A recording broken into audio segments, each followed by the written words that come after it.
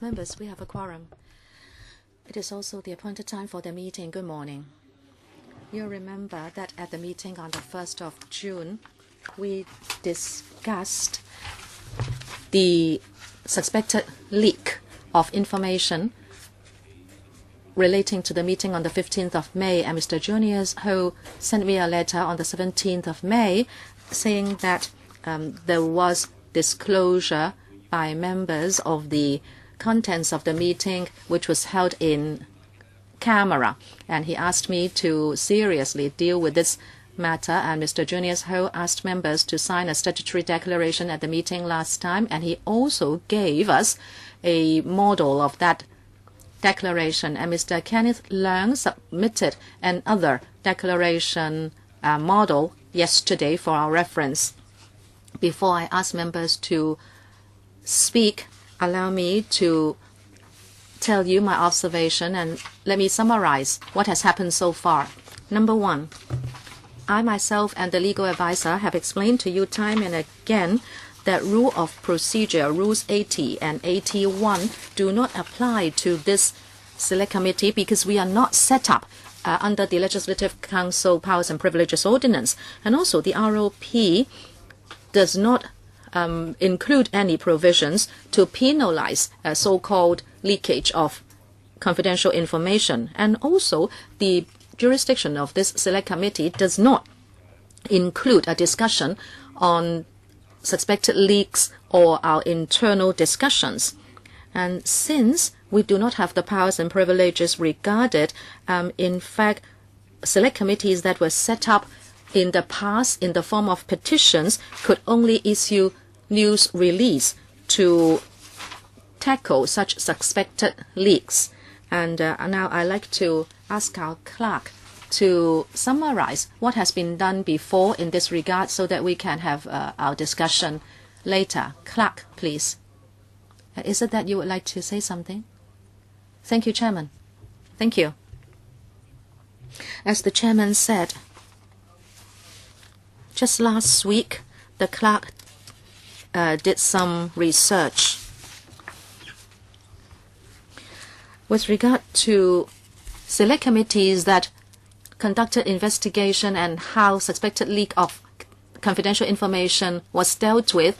We have found the information, and the ways to deal with this include the following. First, the chairman will remind members that they should pay attention to and also stick to the confidentiality requirements. And through the Secretariat, the chairman will issue news release in order to say that there is concern or regret and there will be clarification. And also, during the SARS Select Committee, when there was agreement by the committee, the chairman and deputy chairman would meet with the members, their assistants, the secretariat, and also employees of PCCW in order to understand whether there was anybody who disclosed to other people the internal discussion of the committee. And fourth, the committee agreed that the members should sign the Declaration of Confidentiality. This is what is commonly done at the beginning of all PACs every year. And also, with the agreement of the committee, the members, assistants, and the secretariat should sign a declaration to state that without proper jurisdiction, there was not the provision or disclosure or confirmation of any information in any form. This was done by the SARS Select Committee. And I'd like to say, members, that in fact there was no precedent where a member would ask other members to sign a statutory declaration, especially with regard to two select committees set up by petition, the one investigating into Timothy Tong, and also the one on XRL. They were dealt with by news releases or press releases. The way of working at the LegCo is to go by the honor system. we have never asked any members to sign statutory declarations. If this select committee makes such a decision, it would break from past convention. Thank you, Clerk. Okay, you know what has been done in the past, and this is also a select committee set up by petition. And before, only press releases have been issued in the same circumstance. This is the background, and I hope members will make an appropriate decision. What is more important, I hope members will understand that this is an unprecedented situation. If you want members to write or sign a declaration, it would exceed and go beyond what the other two select committees have done, and this precedent can have a major impact. Mr. Kenneth Leung, I'd like to make a declaration because I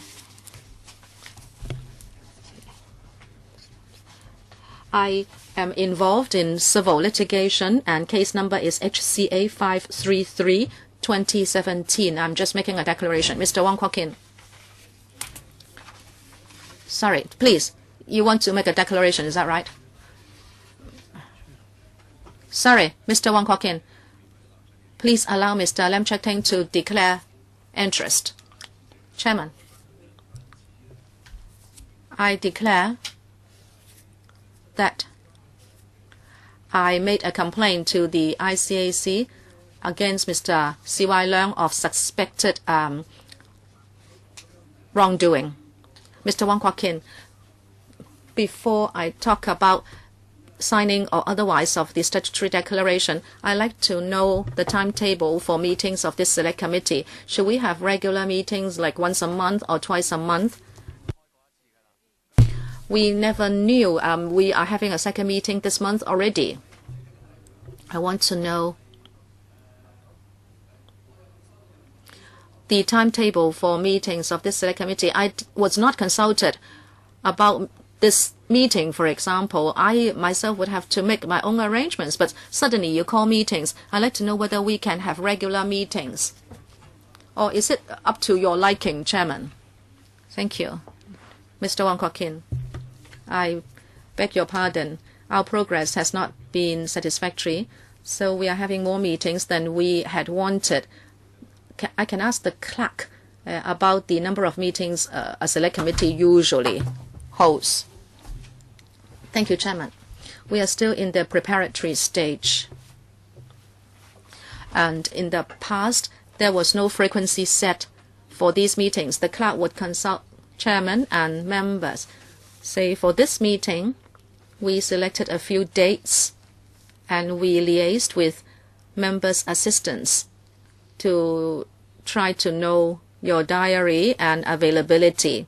And then we reported to the Chairman the availability of members, and then we set the meeting date.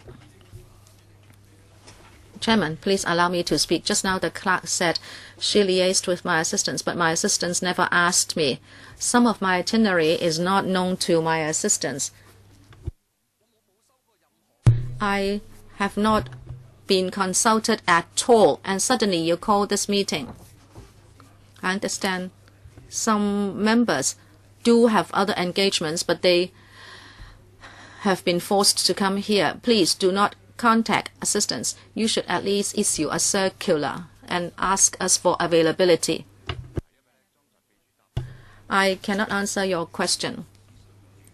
Usually the clerk will consult your assistants. Well, if there is a problem of communication between you and your assistants, we cannot help. But all along, we would not call up members. Well, if you issue a circular, the assistant will ask me for my availability. It is not the assistants can represent me. You should not just ask our assistants in private. We can try to improve our communication. The clerk, yes, please. Sorry, Mr. Wong Kwok-in. After setting the date of this meeting, we did issue a notice. Well, yes, that's after setting the date. After setting the date, of course, there was a notice, but the date has been set. Mr. Wong Kwok-in, I understand you are not happy with this arrangement. Indeed, we are having more frequent meetings than originally intended because we want to catch up with progress. But we have already tried our best to try to ascertain your availability, and we set the meeting date where most members said they were available, and then we issued a notice to ask whether you would attend. This is a convention. I don't think any clerk can call up every member of any committee. No, this time around I did not receive any consultation. The first thing I received was the notice of meeting. Okay, I wouldn't like to spend too much time on talking to you about communication and also arrangement for meetings. We are already very mature in terms of arrangement for meetings. Well, it should be the case if you respected us, but this time around that's not the case. I have received your complaint. I accept your criticism. I hope there will be improvement later. Mr. Ma Fong Kwok, I'd like to follow up. In fact, this meeting was a surprise to me. We have PWSC next door talking about the 40 billion project relating to Central Kowloon, and I can't be there. You asked my assistants, but I asked my assistant, and it seems that the clerk did not liaise with them. And but then this is an important meeting, so I'm here. But I think the situation is very unsatisfactory. You remember, Chairman, when you came back from Australia, I said to you at the lift door and how we should follow up, and you did not tell me that there was going to be this meeting, and suddenly a notice was issued. I don't know why this is the case. This is unsatisfactory. You should ask members to indicate their availability. It's all right for you to have more meetings. I can agree to that, but you should not call a meeting with such rush. There is this PWSC going on next door. Other members are also members of the PWSC. So why are we having this meeting? Ms. Priscilla Leung, Chairman. I said I could not come, but I have no choice. I attended the roll call next week, and as you know, the Central Kowloon project is a very important project. But Chairman, since all of us are in so many committees, and if you set the date just on the basis of the quorum, then you will cause inconvenience and dissatisfaction with many members. If I remember correctly, this committee can convene with 4 members attending. And maybe you would decide on the date once you have a 5th member indicating availability. This is not good. My impression is, even if members say they cannot make it, you have to wait for everyone to return the slip, and then you will know how many cannot come. And you will know exactly how many can come, how many cannot come. I'd just like to add that view. Well, I don't mind taking the blame, but I won't allow the clerk to be blamed unfairly. They have consulted your assistants, and it is not as what Ms. Priscilla Leung said, that they would decide on the meeting date once they got a quorum. No, we asked all members. But maybe it was not to your satisfaction. Maybe if 1 or 2 could not make it, we still would like to accommodate all members. Mr. Ma Fong Kwok talked about my conversation with him. For the sake of the record, I have to clarify. I did not say that I did not know what to do and suddenly I called a meeting. I said the progress was indeed slow, and I said we will make arrangements in order to catch up. And I would talk to the clerk what we should do. So please understand our situation. It is not that we don't want to accommodate you. I would not allow my assistant to be wrongly blamed as well. My assistant has confirmed my schedule and that there would be a PWSC meeting today, but he's not responsible for determining whether or not this meeting is an important meeting or not. Well, this meeting today is a very exceptional example. So I think today is an exception. But in future, when considering whether we need to hold a meeting, there should be a political consideration. Political consideration? in the actual arrangement, while we have an important item being discussed, at the same time at a different meeting today. I think Mr. Kenneth Leung and Mr. Lam Ting would know that for the PAC, very often that meeting overlap with other meetings. And when you have an important project like the Kowloon East Trunk Road, well, I fully understand members' difficulties, but please do not, blame the Secretariat. They've already tried their best. I don't think we should spend too much time dwelling on this point. If there are any faults, it would entirely be mine. Chairman, I don't think you should apologize. Of course, you're wrong. You say the Secretariat has not done anything wrong, and I agree. So I don't think you should apologize. Of course, the Secretariat would ask the members' assistants. If the assistants don't represent members, and the members don't know too much about the itinerary, and sometimes only the assistants would know. So if each and every time do they have to ask all the assistants and members at the same time, how can the Secretariat operate? You should go back and advise your own assistant that is, that they should confirm with you before they respond to the Secretariat. There is no reason for you to apologize, Chairman. You've not done anything wrong. Well, I think any unnecessary disputes would be my fault. So if members don't mind, let's come back to the agenda proper. So today we've heard the background and we know about our, past practice. So I hope that we should deal with the issue as soon as possible. We have no powers to compel members to make any statutory declarations.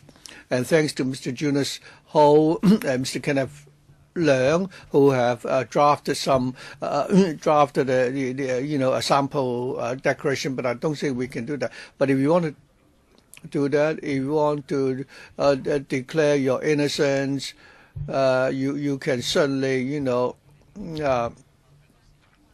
stay your position. But I don't think we should, we don't have any authority to move any motion that is binding on members. Now, if there are any other views, if not, let's move on to the next item. You said there is a draft declaration. Well, I think the clerk should have circulated Mr. Junius HO and Mr. Kenneth Leung's draft declaration. I understand Mr. Leung has drafted a copy. Well, that was circulated to members yesterday already.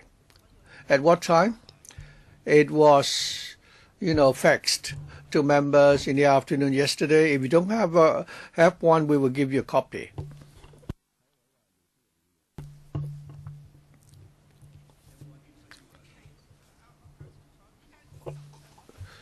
So, table today is the declaration drafted by Mr. Kenneth Leung. What about the one drafted by Mr. Junius HO? Has that been circulated already? I beg your pardon, Chairman. I hope members will understand that when we hold such meetings, so we have very tight schedules and we only have the opportunity to read this declaration this morning. I hope the Chairman will allow us some time to go through it. Yes, but I don't want to take up too much of your time to dwell too long on the draft declaration. Before you came in, we've already explained that according to our past practice, there is no precedent of requiring members to sign a statutory declaration. So I propose that we shouldn't dwell too much time to discuss the details of the draft declarations. Mr. Junius HO. I think it's a bit confusing this morning, so I haven't spoken yet. So, Mr. Chairman, are we going to deal with my complaint and the solution I proposed?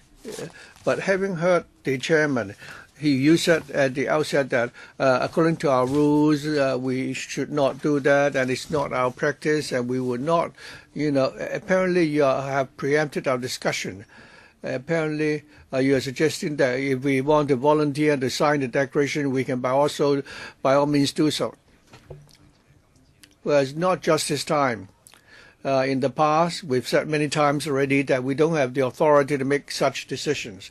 Last time, if I may finish first, You suggested that we should require members to sign a statutory declaration. In respect of your suggestion, we conducted a survey. The clerk had studied at all the precedents in the past, and that's why we had a briefing this morning to give members a background. So are we going to formally discuss my complaint? And so it's only now that we would officially discuss my complaint. It's not a conclusion. That is background for members. Well, if the members think that we need to discuss my complaint. So are you going to speak now, Mr. Ho? Yes. Chairman, my SDs, according to our present rules, of course, it's not provided for in any of our rules. But on the 14th of May, during the closed-door meeting, we passed a resolution that we should all observe confidentiality. That was a solemn, commitment. If we renege on that commitment, what's the point of setting this committee of investigation? If you think that what are the outcome of a study should be of reference and is binding, of course we should work towards a direction rather than simply muddling through. If that's the case, I wouldn't even want to waste the time to take part in this committee. I quoted Rule 80 and 81 for reference, but you said that they did not apply. All right, but you have to let me know the reasons. Common sense has not died, has it? I don't think you should. You laugh. But I want to tell members that since we have this decision, that we can submit a statutory declaration to prove that there is integrity, and that's exactly what I've done. I do not just try to find out a problem; I also try to propose a solution. Now, Mr. Ho, I think you should either speak in Cantonese or English. I'm not trying to, cause any trouble. Chairman, if you say that I speak in both languages, okay, thank you for for the reminder. But if you, so solemnly, give me the reminder, you're just nitpicking here. All right, I'll now like to propose my SD statutory declaration and the background why I, suggested that. And Kenneth Leung also, submitted one. I hope that after we've have our discussion, we will decide whether or not to accept the statutory declaration. The committee should make a decision. At the last meeting, we made a decision to observe confidentiality. If we decide otherwise today, then I think we should vote on it. I think the 5 options cited are each and every time it involves a leakage of information. We're not saying that this is unprecedented. We have more serious instances of leakage of information, but in the past, such issues were not resolved by way of statutory declarations. But I respect your innovative suggestion, but we don't have any precedent in the past. Mr. Leung, Chairman, I'd like to thank Mr. Junius HO and Mr. Kenneth LEUNG, who have respectively drafted the statutory declarations. I think we all understand that it's not possible, that it cannot be, mandatory. So I suggest that each of us can do so in our own words. When I read both statutory declarations, I don't think they are the ideal, draft. I think we should all draft our own statutory declaration. So I don't.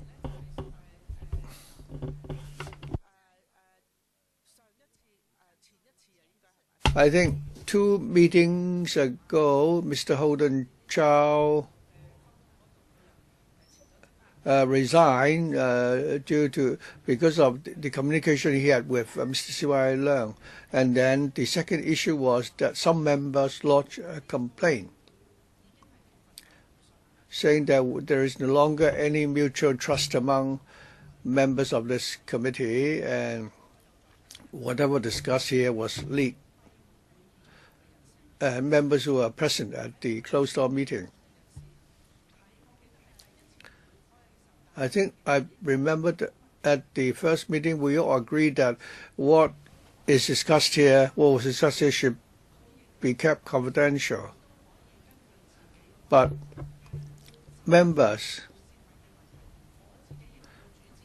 I think in respect of whether or not there have been any disclosure of information, members can draft their own version, or we can use the version proposed by those two members. For some people, they could easily draft their own status declaration, simply saying whether they have leaked the information. Before the committee arrived at a consensus as to whether or not to make any disclosure, we should, make such a declaration. We can use any version we like.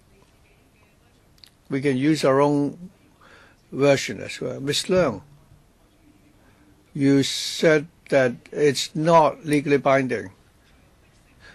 So the committee did not compel us to sign such a declaration. If you think that we need to move a motion to compel members to sign the declaration, not to mention which version we need to sign. If it is not mandatory, do you think that we really need to move a motion for that purpose? Well, if you ask me, then I would suggest that we decide by taking a vote.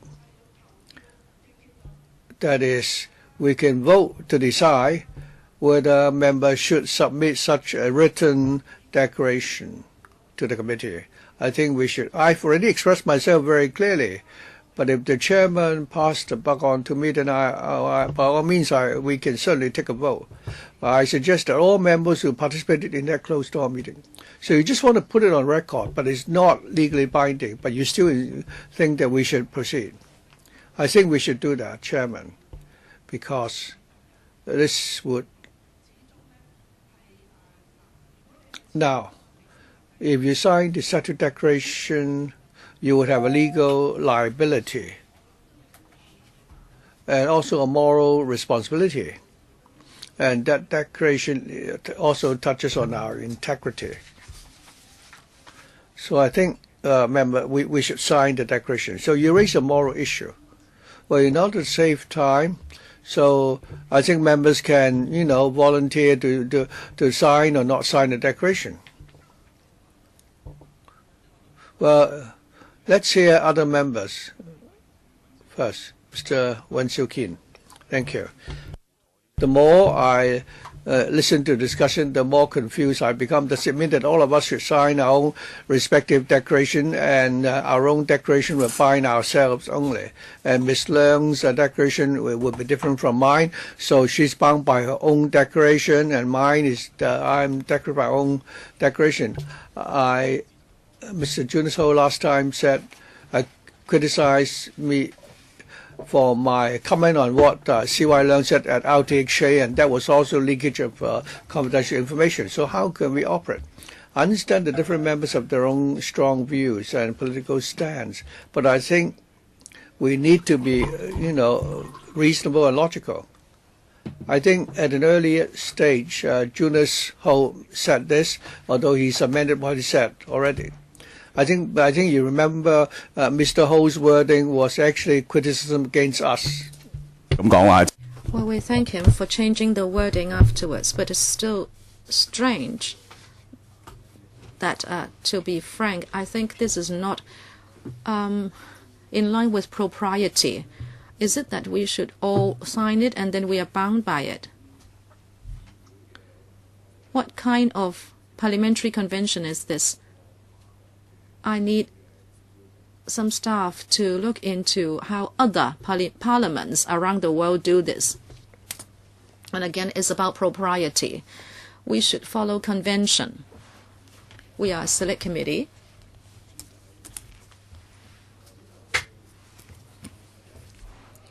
This is not the first one. We had select committees before. You also mentioned the PAC chairman.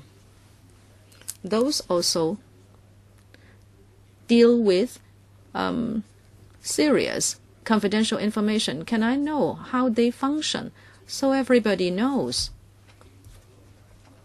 As a select committee, if we are placed at a higher level than a standing committee, then it is not in line with propriety. If the PAC already has its convention, we should not exceed it. And are we going to set a precedent for future select committees? Should select committees all make their own rules? How can this council function? Because we should follow convention. This is my worry. And I therefore like to clarify, how does the PAC stipulate that we should keep things confidential? The PAC is not just a standing committee. It has privileges, and usually members are to sign statutory declarations. The clerk can say that again. Thank you, Chairman. We said to members just now that at the beginning of every term, the PAC requires members to sign a statutory declaration to keep confidentiality. But other select committees have not got this precedent to ask members to sign statutory declaration. Please understand, we are talking about a statutory declaration. And for select committees set up by petition, no such undertaking of confidentiality or statutory declaration was signed. Right. In fact, Chairman, I was really asking the clerk to clarify this point. You are so smart, Chairman, you will understand. There is a lack of consistency here. The Chairman, you're right in saying that this is not just statutory. Only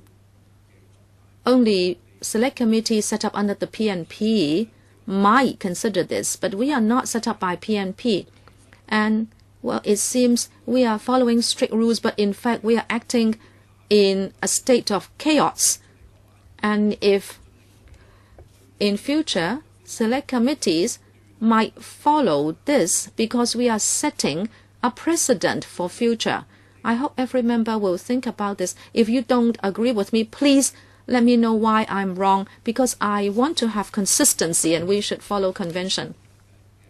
If you had heard me about my observation at the beginning of the meeting, you would know that I more or less agree with you. Therefore, I will not refute any points you made.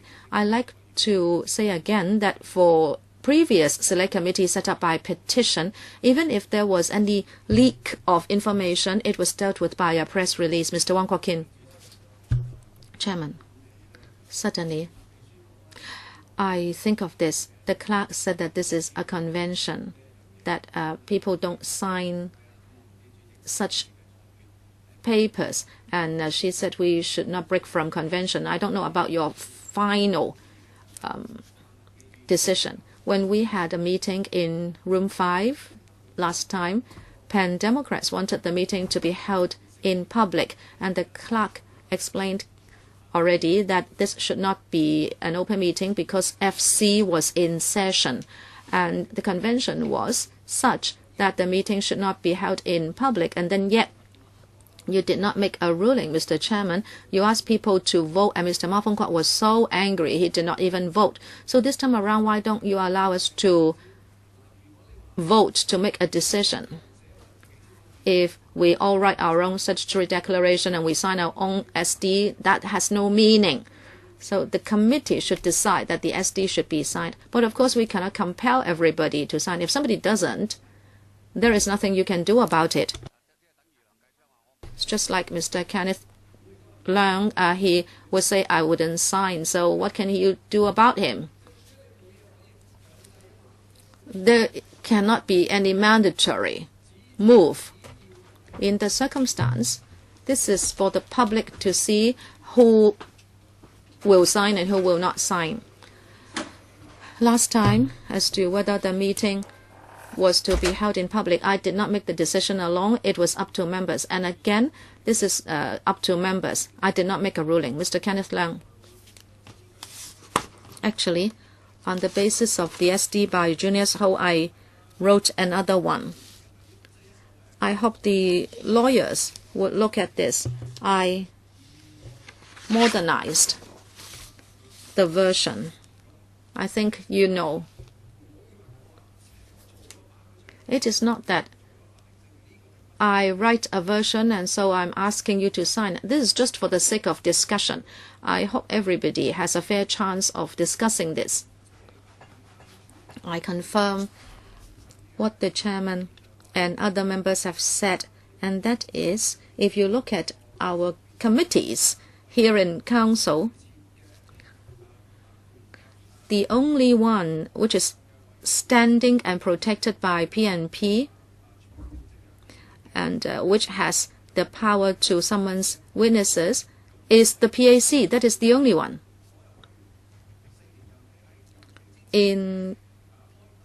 At the beginning of every term, before the first meeting, all members have to sign an undertaking of confidentiality, and that has been done many years.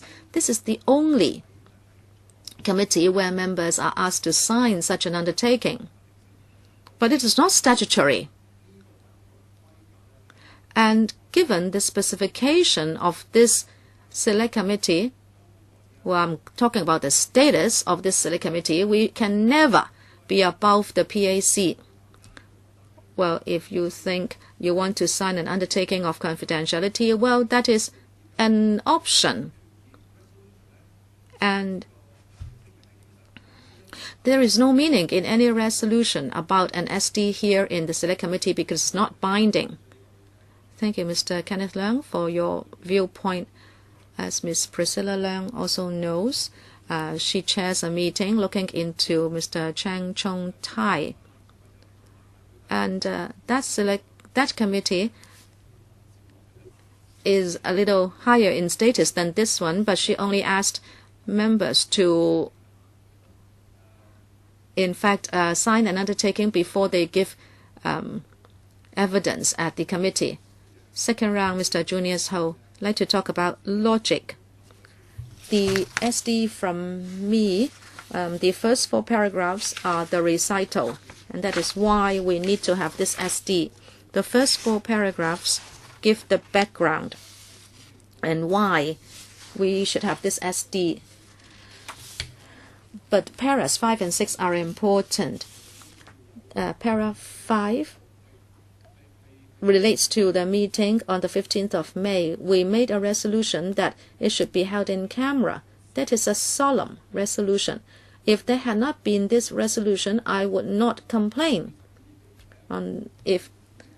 Actually on the 15th of May, it was not a closed-door meeting. Sorry, let me interject. Because in the past, whenever there was a leak of confidential information, first of all, there must be a responsibility to keep confidentiality. But as the clerk said, we had not tackled this in such a serious manner. So you do not have to emphasize our responsibility to keep information confidential. I hope to make the best use of the time. You think we are using time in a beneficial manner, allow people to speak? Well, please, I have not offended you. Please do not criticize my way of talking. You should be called upon to speak, Mr. Stephen Ho. You know that clearly. Chairman, I come back to my draft. The first 4 paragraphs are on the background, but the 6th paragraph is the most important. Since we have a rule, we have a consensus, which is binding in my view. Or else, why should we have that meeting on the 15th of May? We made a resolution on the 15th of May, and in para 6, I state that about any confidential information to the press or any other person between the date, now 講明個 date 喺邊度 of the meeting of the select committee held on 5/15/2017年 up to and inclusive of 6月1號。嗱，我真正呢個 SD 咧，就頭嗰幾段就 by way. So the first 4 paragraphs are by way of background, and let me come back to logic, Chairman. All this time we have had leak of confidential information, but we glossed over it. If we have been wrong, we need to rectify it. you should not follow a wrong way of doing things. And also like to talk about Hon Chow. Why did we have the meeting on the 15th of May? It is because the Secretariat thought that it was something of such paramount importance. Why is it that the target of investigation was able to comment on the scope of the study? Now, given the mindset of the Secretariat, if you always go by the ROP, then let me know which rule says that the target of investigation cannot talk to a member of the committee. Let me continue. Well, the Pan-Democrats are so happy. And we asked Hon Chow to leave the committee, resign from the deputy chairmanship, and also at the council meeting he was reprimanded, and someone reported to the ICAC, and ICAC is now investigating it. I'd like to ask you, in what rule of the ROP that the target of investigation is forbidden from commenting on the scope of study? And also that was a public document. Anyone could criticize it. But, of course, they did not like it that Hon Chow was contacted. This is about integrity. If we are so concerned about integrity, then let us come back here. On the 15th of May, we agree that the meeting should be held in camera. This is a serious and clearly an integrity problem. But for Hon Chow, that is not an integrity problem. But on the 15th of May, we have this clear resolution that we should keep it confidential. But Chairman, it seems you are using double standards. And about Hon Chow, one has to roll, but you now want to gloss over this particular incident. This is what I don't like. I want standards, but not double standards. I would propose that if you have a clear conscience, if you have not leaked information, then it's all right. Why not? I would say that we discuss this draft, and then we should make a resolution that we all sign the SD. The clerk doesn't have to tell me about convention. But this is what the committee should do today. If there is a resolution, we should go forward on this basis. Mr. Ho, you talked about common sense. If you ask me, the basic common sense is that what Mr. Hon Chow did was way beyond leakage of confidential information, and that is why I held a special meeting in camera to do it. But I do not think it is necessary for doing this about the leakage of information. And by common sense, I don't think you should mention Hon Chow again. It is not beneficial to the establishment camp. No, you are not fair. You must listen carefully to what I said. I'm saying that there is no rule under ROP, and yet there was so much repercussion. But now we already said that we should keep things confidential, and yet people did not keep to it. I was only talking about this point, but you were confused. No, I listened to you very carefully. I believe if people are watching, they will know who is logical, and they would, of course, listen to members, knowing members' background. Well, of course, for the record, I'm talking to you sensibly. Mr. Chairman, I always believe that taking part in this select committee really has enabled me to learn a lot. I've learned about common sense and also the manner in which a traditional law firm would draft its documents.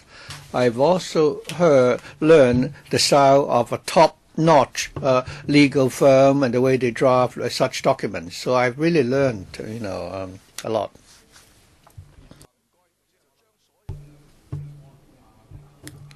I think we can compare the two documents. You're really making a value judgment here.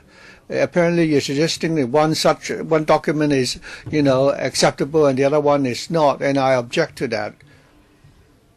And I can see that some people claim that they know a lot about this, and they actually are only beginning to learn this.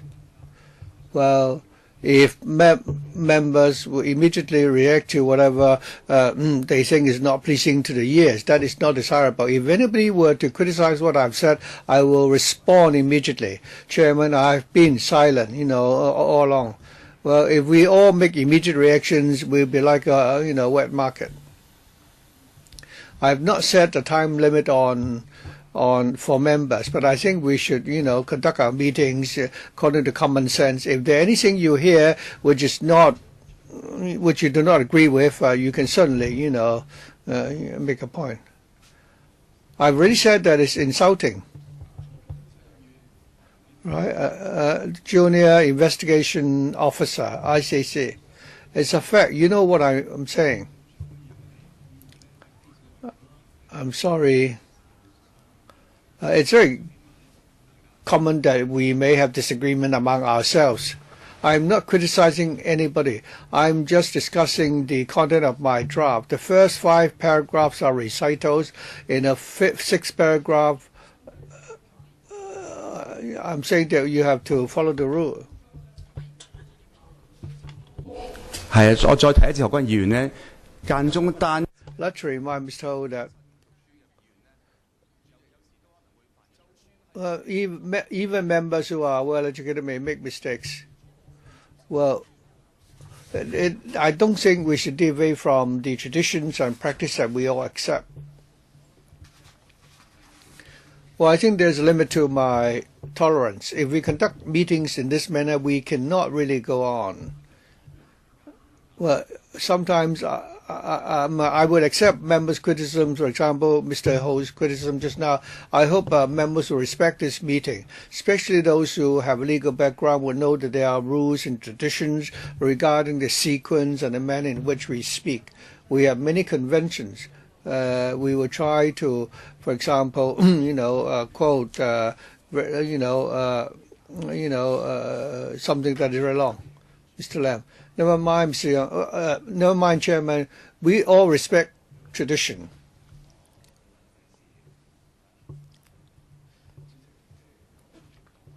Talking about tradition, since the Select Committee has its own conventions and traditions, there are rules that we should follow and rules that we shouldn't. So let's stick to the tradition. It's as simple as that. So I don't understand. I mean, not everybody would, has logic. There are logic which are universal and logic which only is applicable to certain people. Well, Chairman, I think we've already spent a lot of time, debating this point about logic. Chairman.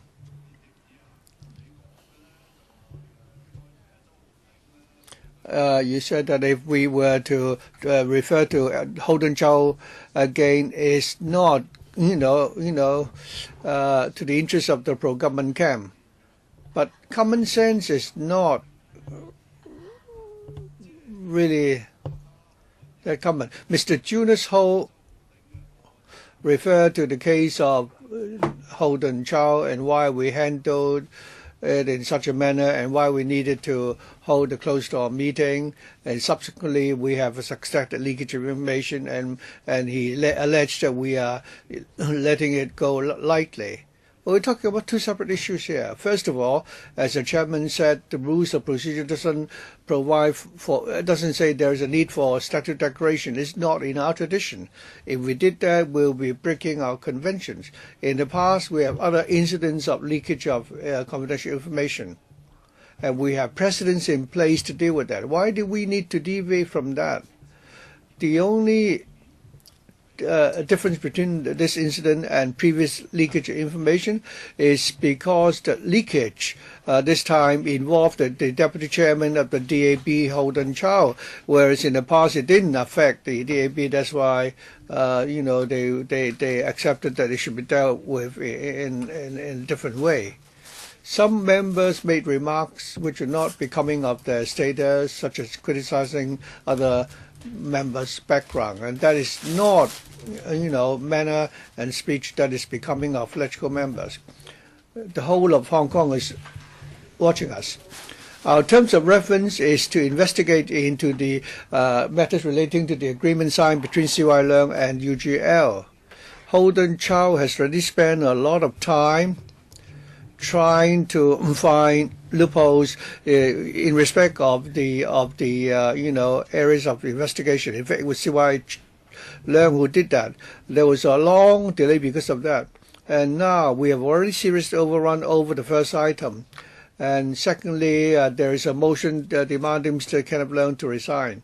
If the pro-government camp doesn't want to have the investigation, why don't you say it blankly, like Mr. Wong Kok Kin said, right at the beginning, let's go through the ritual, he's going to leave office anyway. I hope other members will be as honest as Mr. Wong. If you don't want the investigation, just say so. And finally, Chairman, ever since we had the Hon Chow incident, regarding any suggestions or documents drafted by the members of the pro-government camp, I am really wary. You may say that once bitten, I'm shy, twice shy, but that can't be helped. Their proposals and the documents that they draft, I don't know whether or not behind it all they are getting instruction from CEO CE, or are there other people who are putting influence on them to make such remarks. So I'm sorry, Chairman, that is my concern, because the Hon Chow incident really has you didn't say this, I'm saying it myself, that the Hon Chow incident really has, damaged the work of the Select Committee, and the impact is really far-reaching. Well, I'd like to remind members that we really need to exercise time management. Priscilla Leung. Chairman, I shan't repeat myself. You try to pass the buck on to me, and I would suggest that we take a vote now. I said that the draft by Mr. Junius HO, regarding the fifth point in his draft, he said without any reasonable cause. I believe he should say without the consensus of this committee, because anyone could have cause. But as I said, and Mr. Lam Chik-ting also said that how this committee will operate from now on depends on our consensus. Well, you may think that we can say anything we like.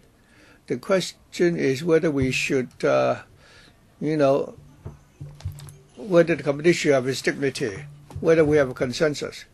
We don't even have discussed how this should be disclosed. In the end, the committee will disclose unanimously. So why don't we make that disclosure? This is what we're dissatisfied about. So I'd like to suggest that we amend the last phrase. And I think we can also take a look at Kenneth Leung's statute declaration. Then we can put it to the vote. Since it's not legally binding, if we take the vote, we only vote to decide whether or not we deal with this matter by way of a statute declaration, and we will not discuss the contents because they're not legally binding. Whether we make a statute declaration or not, I think we should leave it to members to decide. Kenneth Leung. Chairman, I agree with your judgment. I don't think we need to discuss these two statute declarations or other declarations. And one member said that if in our rules of procedure, if anything that is not stipulated in the rules of procedure, we cannot do that. But I'd like to ask if members, while attending a meeting, cannot, if they were to leave and go to the toilet, it doesn't say whether he need to consult the chairman. I think it all boils down to common sense. And I think it would be best that we guide our discussion by common sense. Of course, our traditions and conventions are also equally important. If you say it is not allowed, then in the rule of procedure, then we cannot do it. But I think we can exercise a common sense sometimes. Priscilla Leung. I really hope Mr. Kenneth Leung will not confuse the facts. going to toilet is, we have many precedents.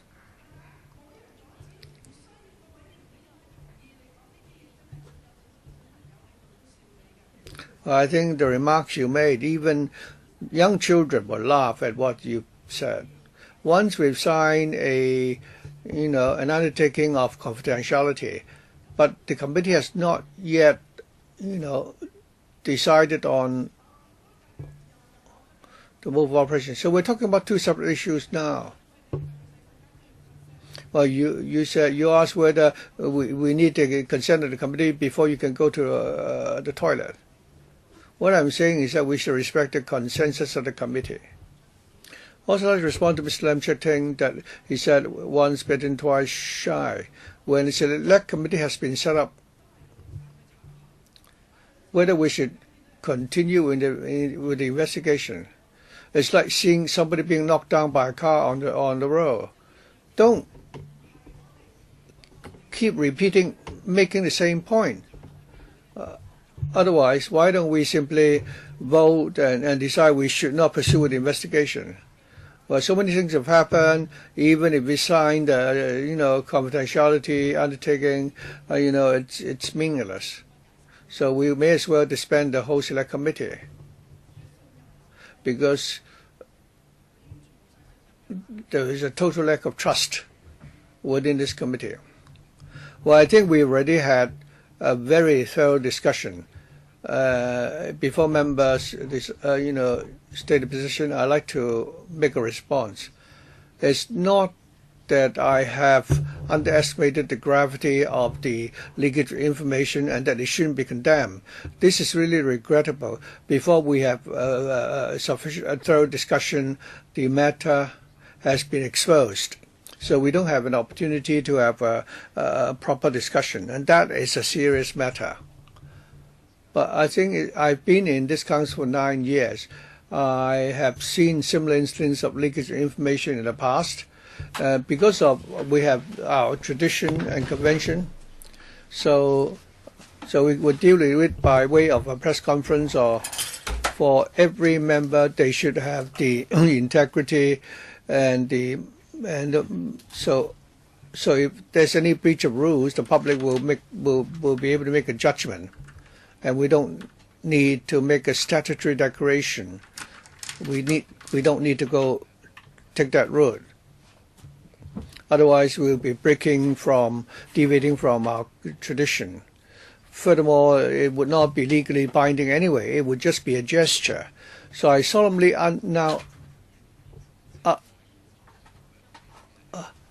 so you can solemnly, declare that you have not, leaked the information. You can choose to do it any way you like. But what is not allowed by the rules, then we simply cannot do it. Mr. Ma Fung Kwok. Chairman, I didn't really want to speak. You said at the beginning that we should remember the terms and references of this committee. The work of the select committee is to investigate into CY Leung's involvement in the UGL incident, and we haven't done that yet, despite the many meetings that we've held already. I think the important role for the chairman is to ensure that the meeting is conducted smoothly. We have the agenda tabled today, one of which is the statute declaration proposed by Mr. Junius HO. The other one is the draft submitted by Mr. Kenneth LEUNG. And then the third item is what Ms. Priscilla Leung is proposing to do, and that is to amend one of these versions. Well, we can always be innovative because it is not said in the ROP that we cannot be innovative. But as to whether there is a legally binding effect, I don't know. We should ask the legal advisor. Please do not interpret too much, Mr. Chairman, because your interpretation may not be correct. Let us just allow the committee to make a decision on matters according to the agenda. If there are 3 versions, let's just vote on them, and you don't have to say too much. And if members think that this is not necessary, then you can arrive at a resolution whether we should do more about this. This is so simple. We should not spend more time on it. And Chairman, please do not interject when members speak. And members, of course, should not interject when other members speak. We should all follow the rules of procedure. We should build our mutual trust again, or else our work cannot go on. Thank you. Well, I am not offended at all, but allow me to explain. From the very outset, I have said that we should have ample discussion and then we should forge a consensus instead of going for a vote all the time, because taking a vote is only the last resort. If it is a select committee, if we can have more consensus, it will help our future work.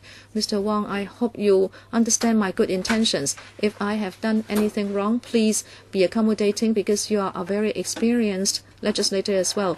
Members have different styles. Some people want to put everything to a vote or drive people out of the room, but some chairman would like to give people ample time to discuss. I hope I have not given you the impression that I'm not managing the meeting. I'm just trying to steer members in the right direction. I think we have spent a lot of time on this already. Let us do this. I understand that at this moment, members would like to register your stance as to whether there should be an SD. And since the SD is not legally binding, I don't think we should spend too much time on the wording or the nature of the SD. I would take it as a motion by Mr. Junius HO that you would like to tackle this through an SD. Any opposing views? Thank you, Chair. My motion is whether we should adopt the form of an SD in order to tackle the matter of leakage of confidential information. If it is endorsed, then there are three versions. One from me, one from Kenneth Leung, and the third one from Ms. Priscilla Leung, who is amending my original motion. Since there has been a lot of discussion already, I think it is time for us to make known our stance. When a resolution is made by the committee, of course, this is not binding on members. It is just that the committee has arrived at a position, a stance, with regard to leakage, and whether members want to follow it, it is up to members to decide. But once we have signed the SD by accepting one of the three versions, then we will have to follow it. I'm open, but I'm the proposer of A. I would, of course, hope that it will be adopted. I think we can now move the motion for voting. I'd like to hear from the legal advisor. If this is non-binding, it is not mandatory, and should we vote on it? Because it's not binding. How can we have a statutory declaration that is not binding? Is it really up to members to decide? Can I ask the legal advisor? Thank you, Chairman. In fact, the Chairman and members have already mentioned many of the points. Let me just spend a little time on summarizing a few points. As the Chairman said many times, this Select Committee is not empowered to act under LCPNP, and therefore ROP 80 and 81 do not apply. There is expected leakage at this committee, but then under the ROP there is no particular provision to mete out penalties. And also this Select Committee has no express power to investigate into or penalize any suspected leakage. This is for members' consideration. In the circumstance, the Select Committee has no power to require individual members to sign an SD. I think members are clear about this point. In the circumstance, even if the committee takes a vote to require members to sign an SD, as the Chairman said, it is not binding. Even if it is endorsed, it is up to members to decide whether they want to do it or not. So should we vote on the content of an SD? Because, first of all, you just have no power to require people to sign. Even if you vote on version A, B, or C, it is not binding.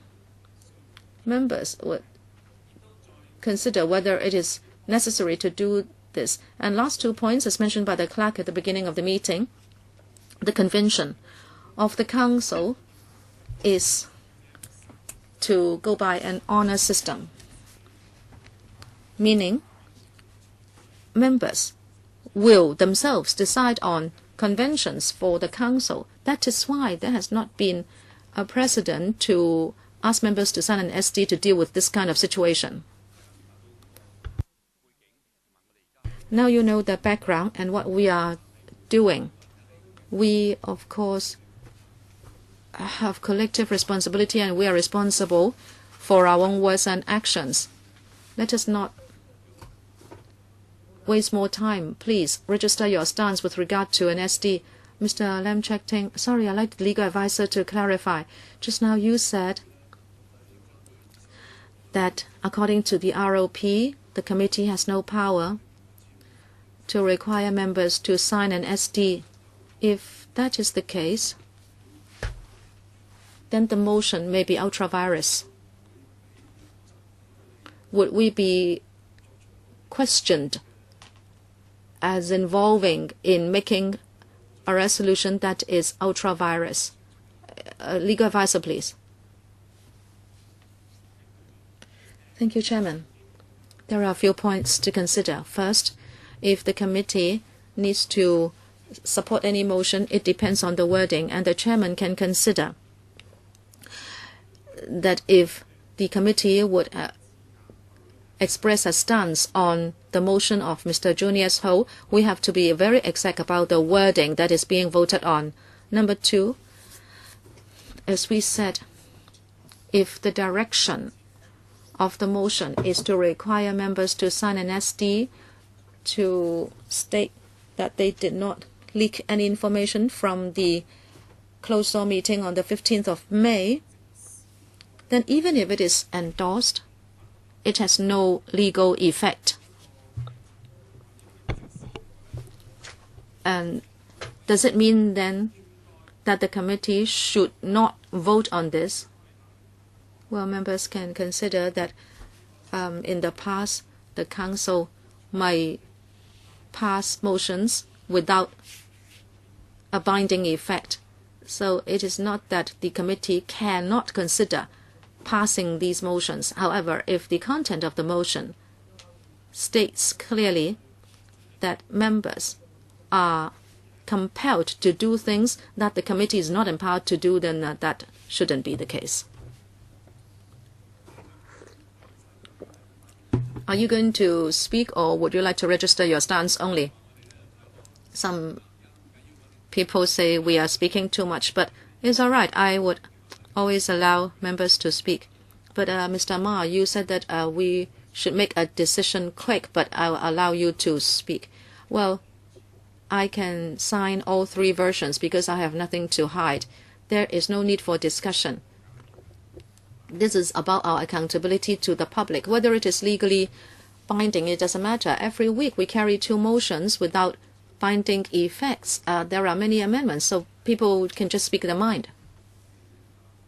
Mr. Wong Kok-kin? Sorry, Chairman, I'm not challenging the legal advisor, but I'd like to clarify something. The report of this committee does not have any legal effect. Should we still do it? Mr. Junius HO? It's very simple. We are investigating leakage, so I'm proposing to use SD. And whether people do it, well, first of all, we need the committee to adopt the stance first, and I'm saying we should take up my proposal. I agree that we cannot mandate members to sign the SD. We are trying to narrow the problem and propose a solution. As the chairman said, If you sign it, it shows that you have nothing to hide. If you don't sign, then it would be up to the public to make a judgment of you. Mr. Kenneth Leung, Chairman. Having listened to so many members, I think Mr. Junius HO wants this committee to come to a view, but that view will not be legally binding. That is very clear. That is also a consensus. But the wording is important. Mr. Junius HO, you repeated the motion, and it is about choosing an option. I don't think it's very appropriate, because if the premise is that there is no binding effect, then I think you should at least write out your motion. Let us look at it, and then we can vote on it. Since we have had a lot of discussion already, Mr. Junius HO, if you don't mind, we should go by convention, and you, well, we can take a break of a few minutes. You should write your motion, so we exactly know what we are voting on, all right? And then we can put it to a vote, and then we can look at the wording of the versions. I'll give you 5 minutes, Mr. Junius HO.